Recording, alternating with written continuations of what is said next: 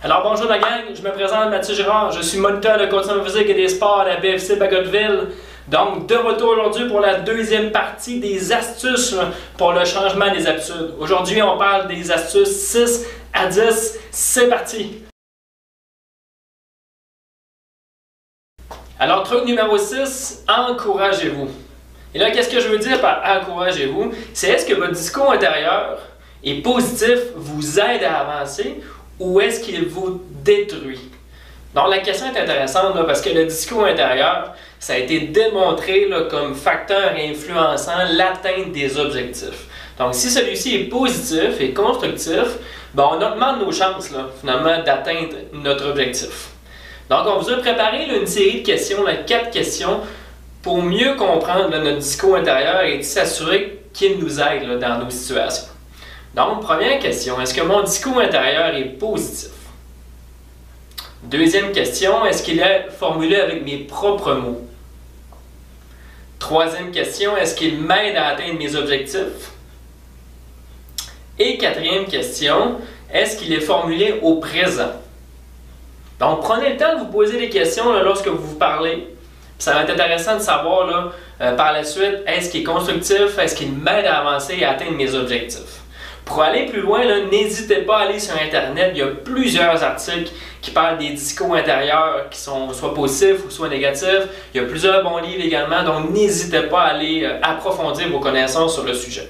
Et là, un dernier point par rapport à ça, c'est que votre entourage va également jouer un impact sur votre discours intérieur. Donc, si votre entourage est positif, vous encourage, vous motive, certainement que votre discours intérieur va être davantage positif. Truc numéro 7, ça a un direct lien avec le truc numéro 6 sur le discours intérieur, c'est de se bombarder d'informations positives. Donc, comment on peut faire ça? C'est de prendre le temps à tous les jours d'aller chercher de la bonne information pour nous. Et là, il existe plusieurs solutions. Je vous en donne plusieurs. Premièrement, podcast balado, qui aujourd'hui, c'est extrêmement populaire et c'est pas pour rien, parce qu'il y a plusieurs applications et encore plus d'émissions, d'épisodes qui sont à votre disposition.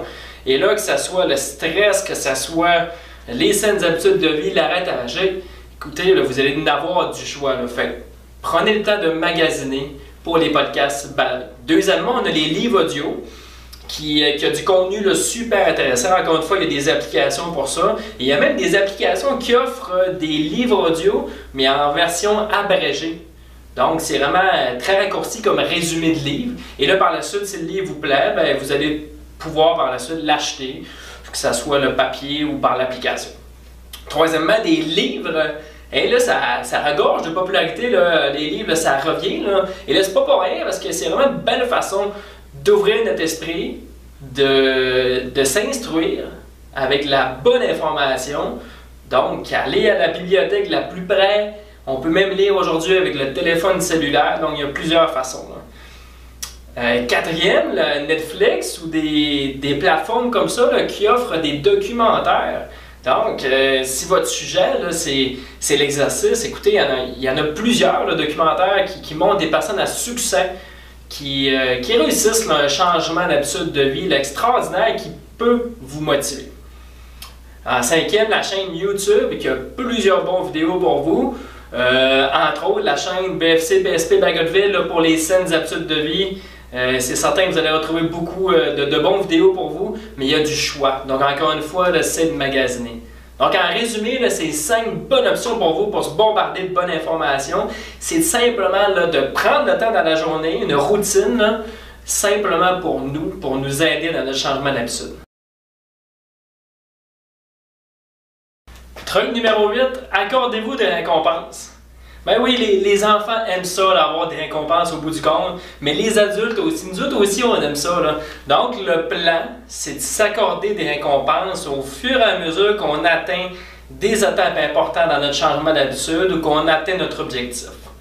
Et là, c'est certain que la récompense que vous allez choisir, c'est propre à vous.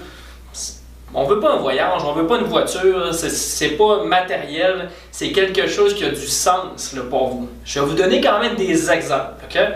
Donc, ça peut être une sortie, là, un restaurant qu'on apprécie. Ça peut être un massage. Ça peut être un livre qu'on aimerait là, depuis un certain temps. Ça peut être un concert, ça peut être un spectacle, ou simplement de s'accorder, de se permettre là, du temps dans notre passe-temps préféré.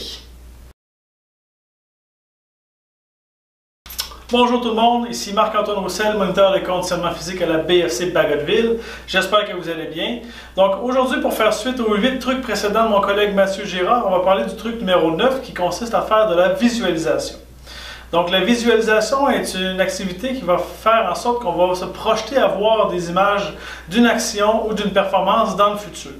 La visualisation est utilisée par plusieurs athlètes et plusieurs grands penseurs afin d'obtenir des résultats et améliorer les performances. Aujourd'hui, on va voir comment réussir à faire une visualisation qui est positive et efficace pour réussir nos objectifs. Dans un premier temps, pour faire une visualisation qui est efficace, on doit se placer dans un endroit qui est neutre, un endroit calme, qui va nous permettre de relaxer. Le fait d'être dans un endroit calme va faire en sorte qu'on va pouvoir se concentrer sur nos propres pensées et éviter d'avoir des pensées qui vont fuir dans toutes les directions.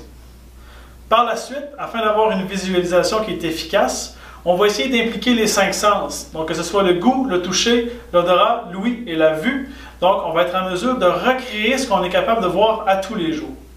Le principe est que si on est capable de visualiser chaque partie de notre activité physique, ça va être plus facile pour notre cerveau de croire qu'on est réellement en train de faire une activité physique et les résultats vont être plus positifs et de meilleures chances de réussite dans le futur. Par exemple, si je décide de commencer à courir, je pourrais visualiser mon pas de course. Donc, sentir le mouvement de mon linge sur mon corps, que ce soit la fréquence à laquelle je vais faire mes pas au sol. Donc, si je vais sentir si je cours sur du gravier, si je cours sur de l'asphalte, du gazon. Donc, être capable de ressentir toutes les sensations.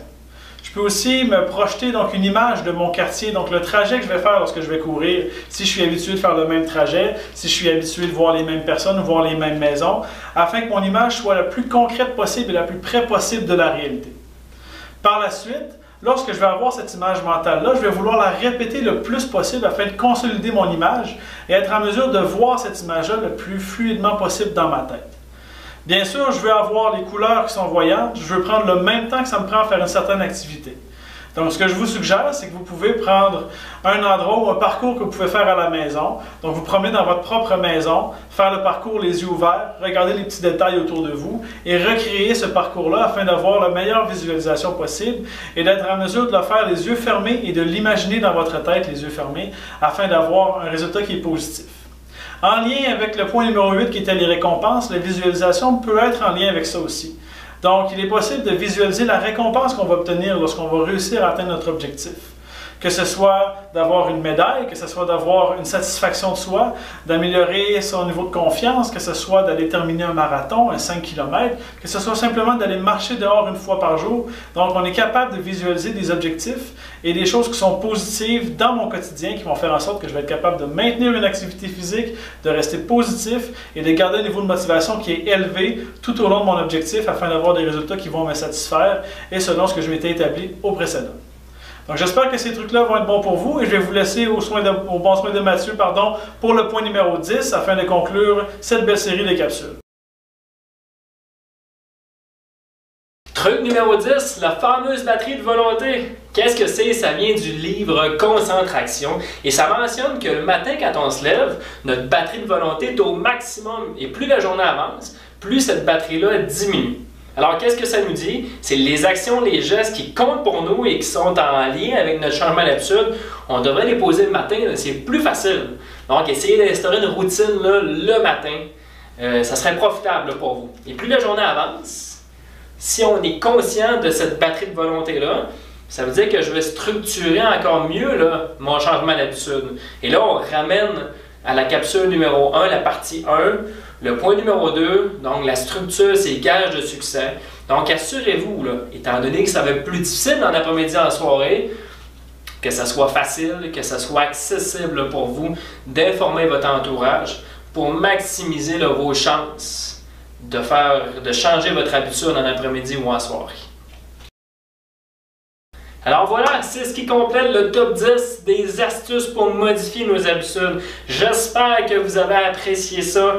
Laissez-nous savoir dans les commentaires en dessous, est-ce que vous avez réussi à changer une habitude? Est-ce qu'il y a des trucs, des astuces qui vous ont plus parlé à vous? Est-ce qu'il y en a d'autres que vous avez utilisés qui ont bien fonctionné? Donc, ça serait super intéressant de vous lire.